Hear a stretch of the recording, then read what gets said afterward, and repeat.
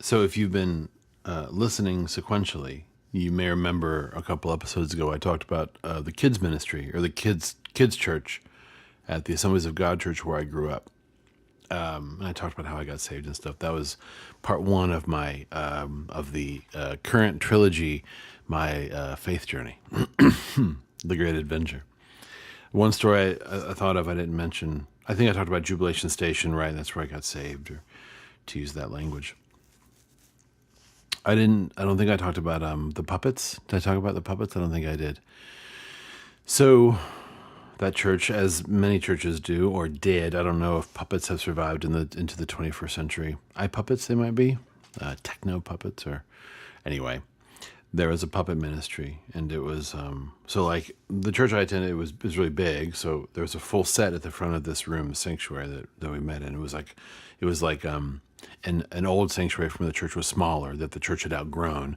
It's called Johnson Hall, and they built a full set to look like a Western town, which was kind of a thing. There was a guy called Gospel Bill, who had like a national TV show. So I think that was the idea, the inspiration for Jubilation Station.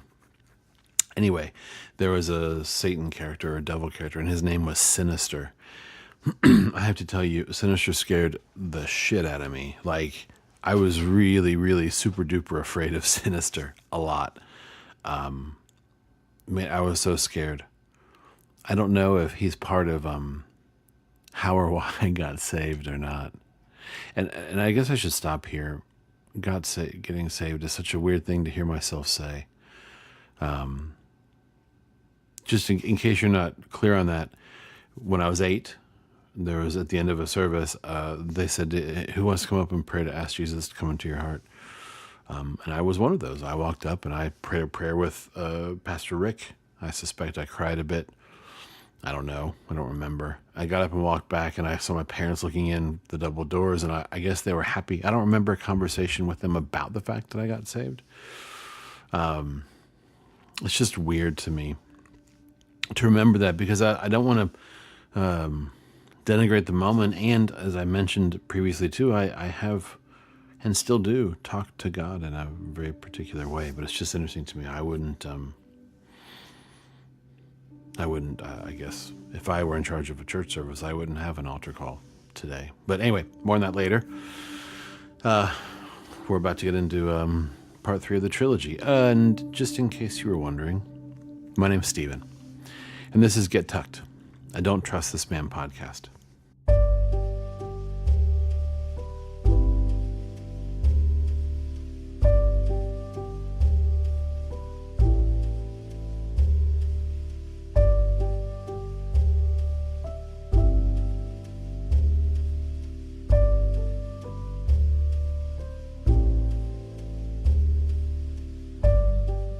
Okay, so as I mentioned, this is part 3. Next episode, I may just review some things that I believe. What is my, and I'll say this, I don't mean it to be sort of definitive, like I have the right to establish my own, but what is my creed, right? What do I believe today? But anyway, to finish the journey. So last we spoke, I believe I had just left the ministry. And my wife and our kids, we all moved back to the state of Tennessee, where I had met my wife, and we just kind of started over. And in terms of vocation, I just tried to get work wherever I could, and so did my wife, and it was not great. It was a difficult time, and maybe more on that later. But in terms of the faith part of it, it was weird for both of us. Lori grew up as a pastor's kid, and I had worked for God for the past almost 10 years from start to finish. It was 98 to 2008. So the first decade of my professional life, I had worked for Jesus, and he's a good boss. He is a good boss. Other parts of the job were a little tricky. And so it was a really strange place. We were deeply wounded from all we'd been through. And I think we were partly wounded as time passed. We became a bit hurt by the fact that in leaving the ministry, we thought we were doing a good thing. We thought we were doing the right thing, that the church we were pastoring at, it would end badly for them and for us. And so we really believed that God would, this phrase came up a lot in the first few years after we left the ministry, that God would honor our decision. And what we experienced was a succession of poorly paying jobs because we left the ministry at the apex of the economic downturn. So, and being a Pentecostal preacher doesn't look great on the old CV when you're trying to re-enter public life. And so there's a lot of confusion and some anger at God, anger at quote unquote the church. However, at that point, we believed, or we thought we needed to at least maybe heal in an ecclesial context. We needed to find a place where we could heal and be ourselves, not worry about how we looked or how we sounded or what we said, or someone kind of popping off with some nonsense, or someone getting crazy with the tambourine. Anyway, so we found through a bit of a circuitous path, maybe it wasn't. I can't remember now. But we found ourselves at a Vineyard Church in Chattanooga, Tennessee, and I have a vivid memory of just sort of crying the first few weeks, just sitting in the service. And it was nice. What was nice about that particular church, and I suppose this could be true of the Vineyard movement writ large, although it might be unfair of me to attempt to say, is that we really could, in those moments, just be us. In other words, we didn't have to dress up. Nobody, aside from the overly eager greeter who 2 weeks in a row was like, have you ever been here before? And we were like, come on, man. If you're going to be a greeter, I don't know, figure it out. But they had donuts and they had coffee, and you could take coffee into the sanctuary, and you didn't have to worry about how you looked. And there was communion every week, but nothing weird about it. They practiced, at least on the surface, what could be called open communion. They weren't particularly protective of who partook, which I really liked. I'm an open table kind of guy. The music was fine. It just felt like we had a place where we could kind of just be a mess, and it was okay. I still, to this day, appreciate that. And again, we'll talk about this later, but I disagree with some things as it pertains to theology or orthodoxy, maybe orthopraxy too, Vineyard Church. But I'm super grateful for the chance that we had a place to kind of just heal a bit, I think. And so we stayed there for a while. We hit a moment, though. The kids went to the kids' church, and we made some friends. We actually made some friends who then came back into our lives later on and were part of our vocational journey. That's a different trilogy. There came a moment a couple years in, maybe a year and a half, where they... oh, and I began to have a small part in the service, which is kind of part of... I said last episode that from the day we left ministry, I've been thinking about how to get back to it. So they did communion every week, as I mentioned. So I was part of the communion introduction team, where I would say a few words about communion and maybe offer a prayer. And I loved it. Yeah, I loved it. And I was part of a sermon series one summer while the senior pastor was on vacation, myself and the associate pastor, the friend with whom I would later reconnect. We did a sermon series. And that was great. Man, I loved that. But we hit a point sometime later that year, I think, where there was a letter that was sent out that kind of was asking everybody who'd been involved to be all in, which I think is a phrase that a lot of churches use. They have these campaigns, right? Are you all in? Oftentimes there's a financial connotation and just a bit of a commitment around attendance and involvement. And Lori and I were like, no, we're not all in. We're out. So we stopped going. And really from that point until now, I can compress the following 5 or 6 years. From that point until now, we've struggled to find a consistent place we called home in terms of church, primarily because, and this is going to sound super consumeristic and particularly American, and you know what, so what? It is what it is. But we've not been able to find a church that kind of like had the things we need or want. We want a church that has or I think it would be ideal, sometimes it has seemed this way, that to have a church that has sort of expressive worship or modern worship or whatever it might be, but also maybe some ancient traditions. And then we want a church that's slightly more progressive or liberal in its in the manifestation of or the practice of its theology. And so we haven't found a church that may be changing. We're working on it. We've attended other vineyards. We've attended Episcopal churches. We've attended Churches of Christ. A couple of Churches of Christ, really like. There's one here near where I live that I like quite a bit. And same with the Episcopal Church.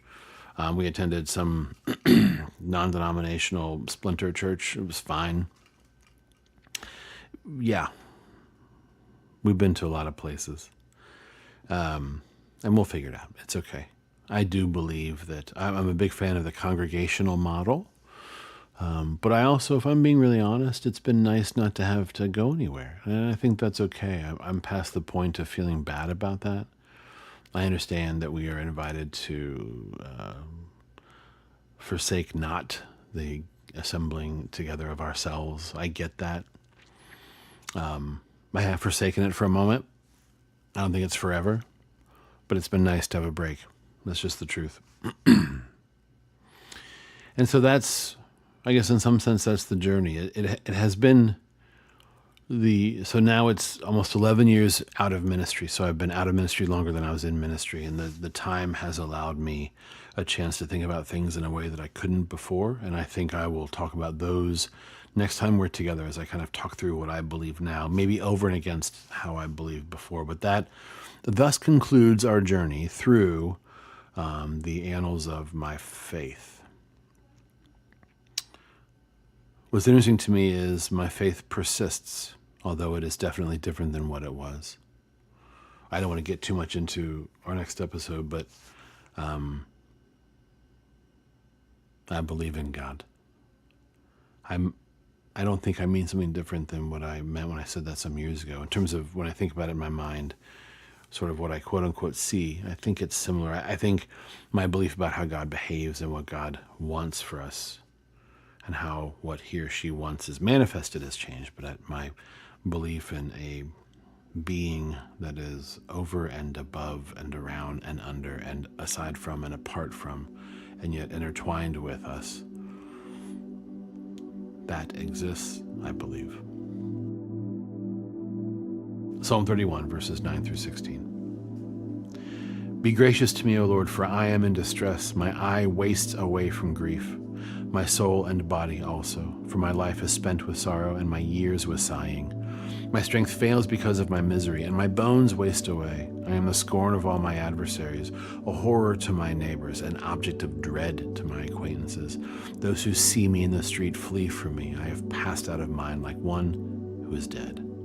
I have become like a broken vessel, for I hear the whispering of many, terror all around, as they scheme together against me, as they plot to take my life. But I trust in you, O Lord. I say, you are my God. My times are in your hand. Deliver me from the hand of my enemies and persecutors. Let your face shine upon your servant. Save me in your steadfast love. One quick note, if you ever want to email anything to me, we now have an email address, gettuckedpodcast@gmail.com. I'd love to hear from you. Anything you'd like to talk about or for me to talk about on the podcast, I'd be happy to consider it. Anything at all. Whatever we can do to help, we'll try to help. As I said yesterday, may you be ever mindful of what it means to be loved steadfastly. That the love sort of sent your way can't be stopped or blocked or turned away. You are loved forever. And it is my prayer for you that you would know that more today than you did yesterday. And I pray too that tonight you might have peaceful rest and sweet dreams.